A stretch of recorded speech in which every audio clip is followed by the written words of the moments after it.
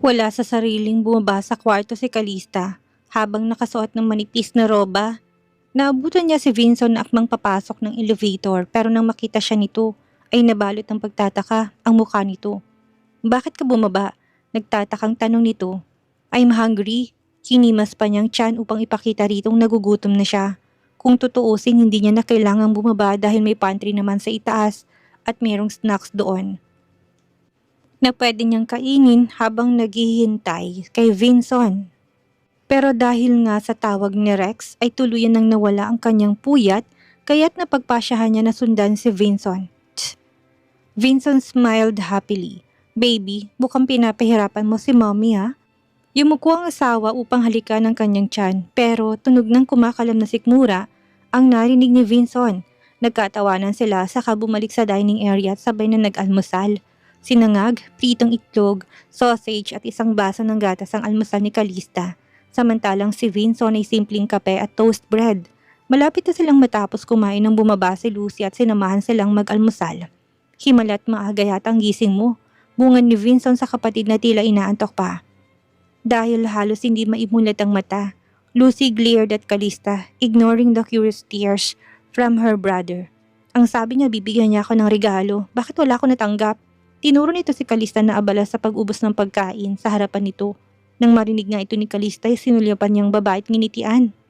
Of course, hindi akong klase ng babaeng basta-basta na lang tatalikod sa pangako.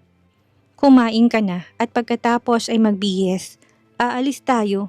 San mo ko dadalahin? Aga na depensa ni Lucy na tila ba takot ito at baka may binabalak na masama si Calista. Umangat ang isang kilay ni Calista sa sinabi nito at nilapag ang hawak na baso ng gatas. Hindi ba't gusto mo ng regalo? Aalis tayo ngayon para bumili. Kung ayaw mo, ay ayos lang sa akin. Mabilis na mupo sa hapagkainan si Lucy at kagad na kumuha ng pagkain at mabilis ding kumain. What are you rushing for? Tingin mo ba ganitong oras nang umagi bukas na ang mall? Biglang sabat ni Vincent. Nahinto sa pagkain si Lucy tumingin kay Calista. Just eat, marami pa namang ibang mapupuntahan habang naghihintay na bumukas ang mall, ani Calista. Pero dahil sa hindi niya pinayagan ni Vincent na makaalis ng maaga tanghali na rin silang nakaalis ng bahay. Silang dalawa lang ang umalis kasamang dalawang bodyguards.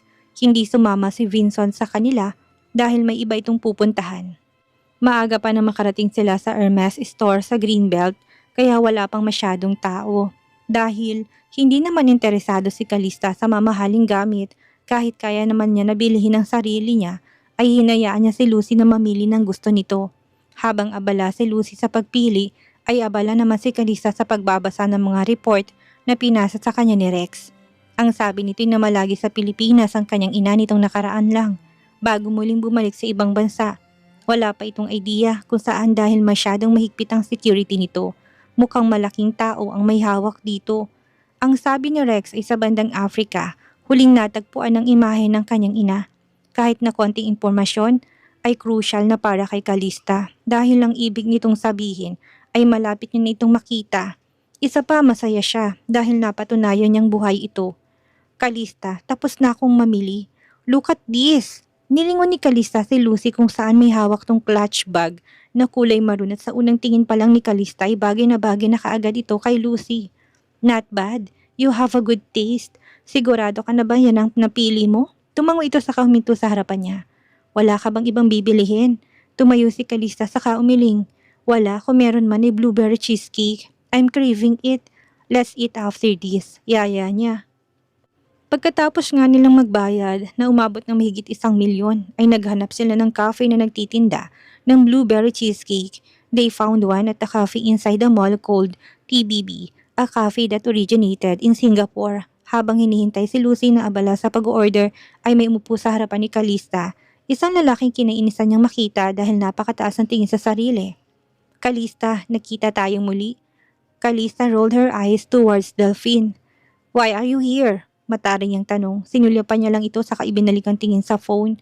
If I'm not mistaken, you don't own this cafe and I am free to come here. Sa pagkakataong ito ay nagangat ng tingin si Calista at matalimang mata na tinignan si Delphine saka biglang tumayo. Kung ganun, maiwan na kita. I want to eat in peace at ayoko na may asungot na umistorbo sa akin. Delphine looked at her in pleading eyes. I'm sorry, Calista.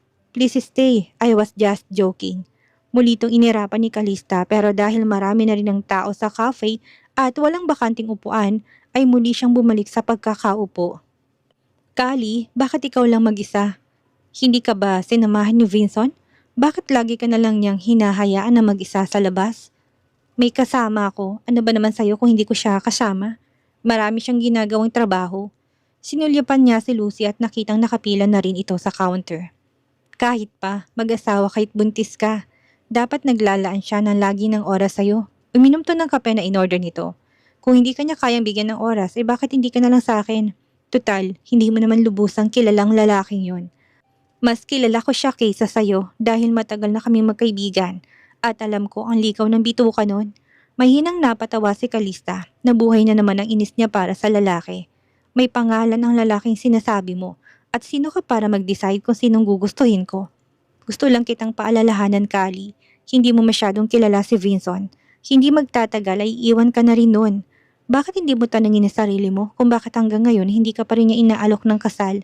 We all know na hindi pa na kayo kasal dahil seremonyas lang ang ginawa ninyo dati para paniwalain ang lolo niya na may sakit. Let me remind you, Kali, bantayan mo mabuti ang tinatawag mong asawa lalo na kung aalis siya ng bansa. Hindi nakasagot si Calista dahil totoong sinabi ni Delphine. Nasasaktan siya pero hindi niya yun pinakita sa kaharap. Mabuti na lang ay umalis na ito bago pa makarating si Lucy. Ang problema, hindi ito nag-iisa. Kasama nito si Shaira di kinataas ng kilay ni Calista. She wants to join us. May sasabihin daw siya sa'yo. Tumango siya at sumimsim ng tsaa.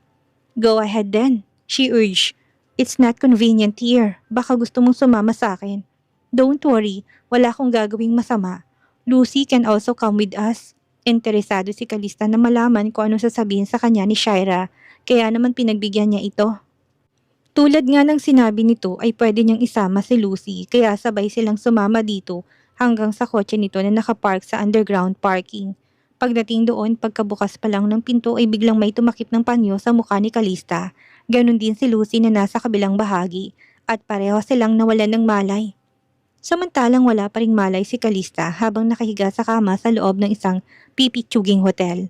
Wala siyang suot na pang-itaas pero natatabunan ng kumot ang katawan niya. Isa pa ay may isang lalaking siyang katabi na katulad niya ay nakahubad ng pang-itaas pero gising ito tinahaplos ang braso niya. Habang may isang taong malawak ang ngisin kinukuhanan sila ng video at litrato.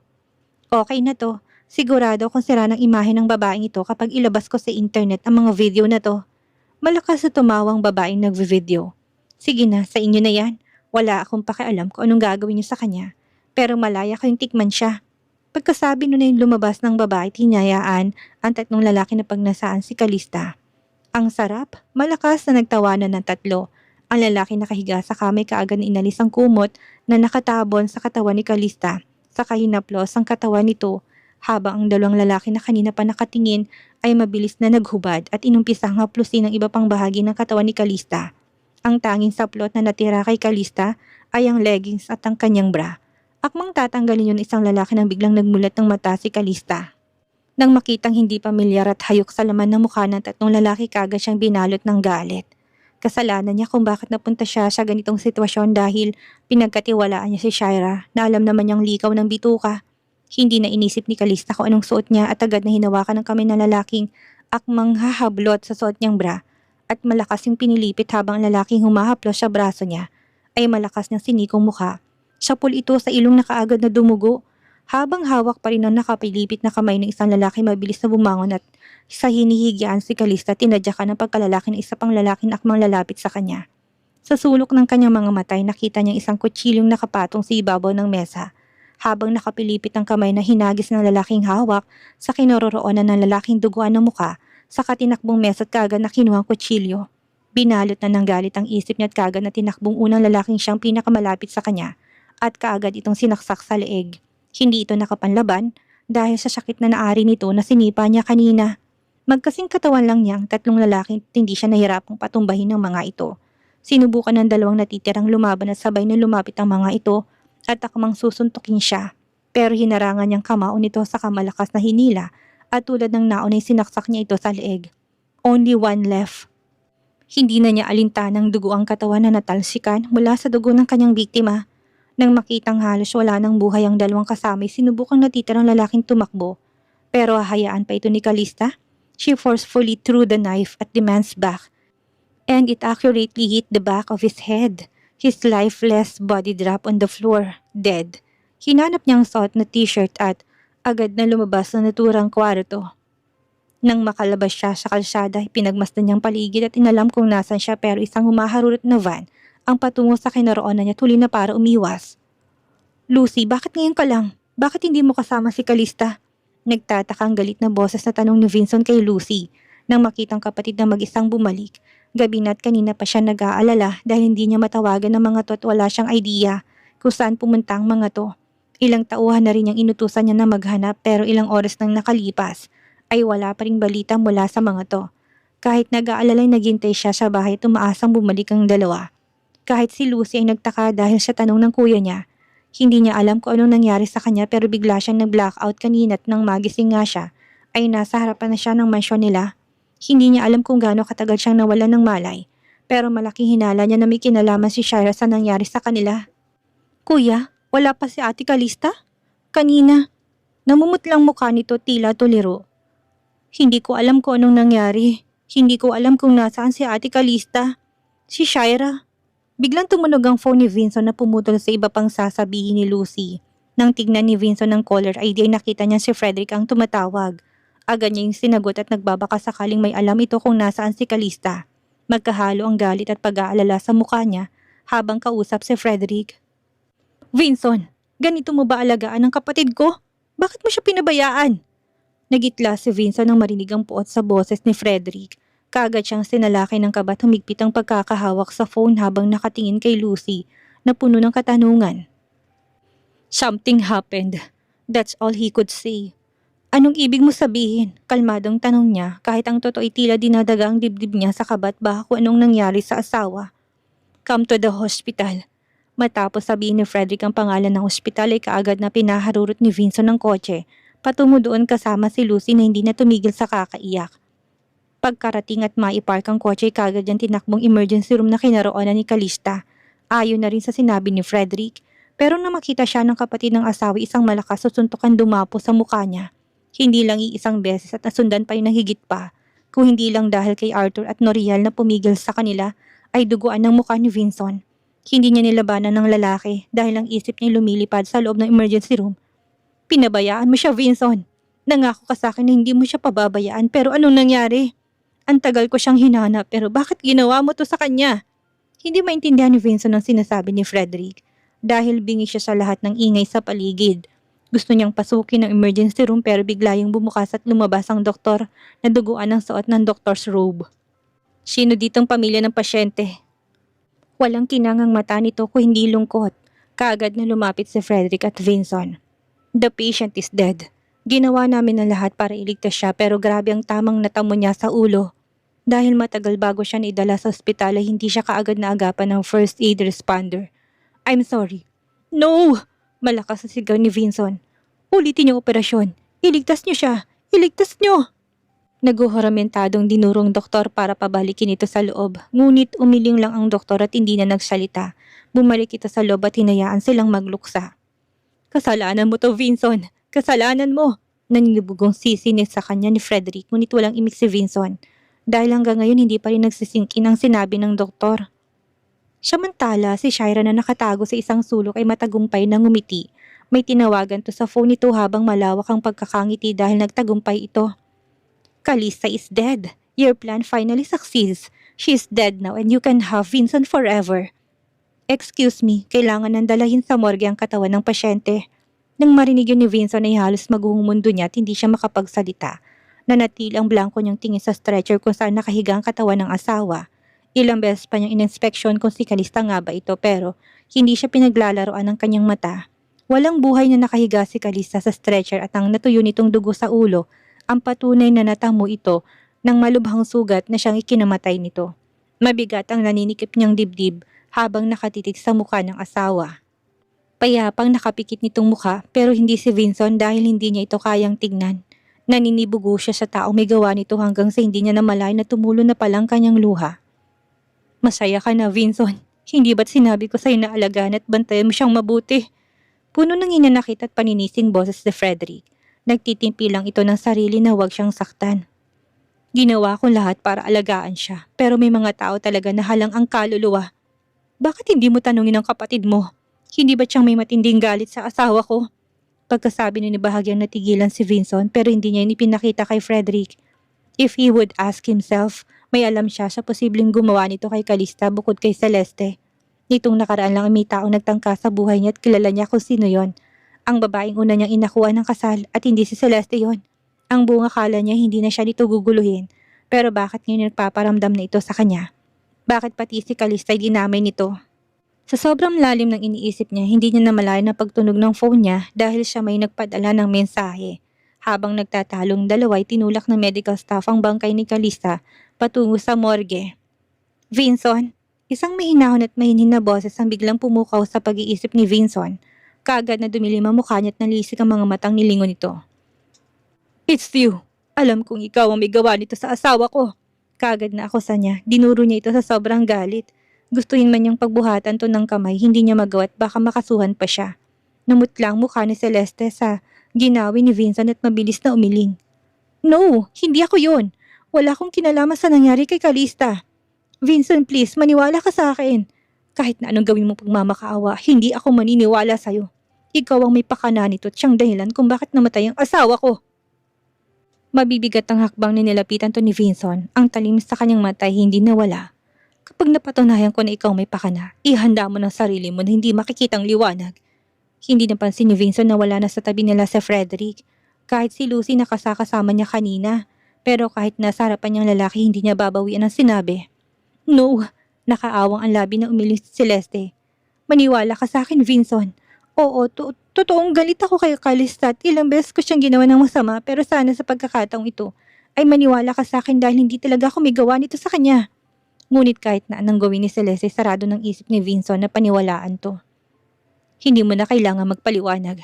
No, Vincent. Siya! May tinuro ito sa kanyang likuran at nang lumingon si Vincent ay nakita niya si Shira na namumutla habang nakatingin sa kanila. No, hindi totoo yan, Vincent. Wala akong kinalaman sa nangyari kay Calista. Talaga ba, Shira? Ang sabi ni Lucy kayong huling magkasama bago sila mawala ng malay. May babala ang boses na sabi ni Vincent. Totoo ba, Shira? Ikaw may pakana nito kay Calista. Biglang sabad ni Frederick na nakabalik na pala kasamang mga pulis. Kuya! Celeste breathes towards Frederick pero hindi ito pinansin ni Frederick. Sinenyasan niyang mga pulis na hulihin ito. Sa presinto na kayo magpaliwanag. Pinusasa ng isang pulis si Shira na kahit na anong paliwanag ang gawin na hindi pinakinggan. Silang dalawa ni Celeste ang naiwan at kahit nakiusap sa kanya sa Celeste na paniwalaan ito ay hindi niya pinakinggan. Saradong isip niya kahit na anong paliwanag mula dito. Walang nagawa sa Celeste kundi na magpapadyak na pumunta sa morgue kung saan ang katawan ni Calista. Gusto niya na makasiguro na patay na nga ito at wala na siyang kaagaw kay Vincent. Pagdating doon ay may 3 pang bangkay na nakahanda para ipasok sa mortuary cabinet. Anong ginagawa mo rito, miss? Bawal ka rito. Pigil sa kanya ng medical staff na siyang nag-aasikaso sa mga bangkay. Nasaan ang babaeng huling ipinasok dito? Miss, bawal ka rito. Umalis ka na. Ulit ng medical staff na nabahira ng inis sa muka. Umikot ang mata ni Celeste. Tumayo siya sa pinto ng morgue at malakas ng malakak. Sige, ayos lang. Kahit naman dito ako nakatayo, maririnig po pa rin to sa kabilang buhay. Calista, tila baliw na nagpatuloy sa paghalakhak si Celeste. Sa wakas ay wala ng kayabangan mo dahil patay ka na. Magiging akin na rin sa wakas si Vincent. Ha, kawawa ka naman, Calista. Lahat ng pinaglaban mo'y magiging isang abo, katulad na lang ng katawan mo. Mabuti na lang at namatay ka na. Nagpatuloy sa pagsisigaw sa Celeste pero hinayaan to ng medical staff at inisip na baka nasisiraan na ito ng ulo. Kinuha mo sa akin ang lahat, Calista. Si Vincent na tatay ng anak ko. Ang kapatid ko na simula noon ay mahal na mahal ako pero nang dumating ka ay nawala na rin ang pagmamahal sa akin. Dapat nang magdusa ka dahil hindi mo deserve na mabuhay. Salamat sa kaibigan ko na handang makinig ng utos ko para patayin ka. Kung hindi sa pagbangga sa'yo ni Shira, hindi nagtagumpay ang plano ko. Alam kong makakatakas ka sa lalaki nagtangkang magsamantala sa'yo. Kaya naman naghintay siya sa labas para sagasaan ka. Hindi ba atang talino ko, ha, Calista? Sa wakas ay naisahan na rin kita. Muling humalakak na malakas si Celeste dahil nagtagumpay ito sa plano nito. Hindi batang sabi ko, pumunta ka sa probinsya, kasamang iyong ina para pagsisihan ng ginawa mo kay Kalista. Bakit hindi ka nakinig at talagang gumawa ka na naman ng masama? Ang mataginting na boses ng kanyang lolo biglang pumailan lang sa morgue matapos tumawa ni Celeste. Lolo? Mula sa isang sulok ay lumabas ang kanyang lolo Dionisio at lola Andrea at matalim ang mata ng mga ito habang nakatingin kay Celeste. Hindi ko na kayang kasakiman mo, Celeste.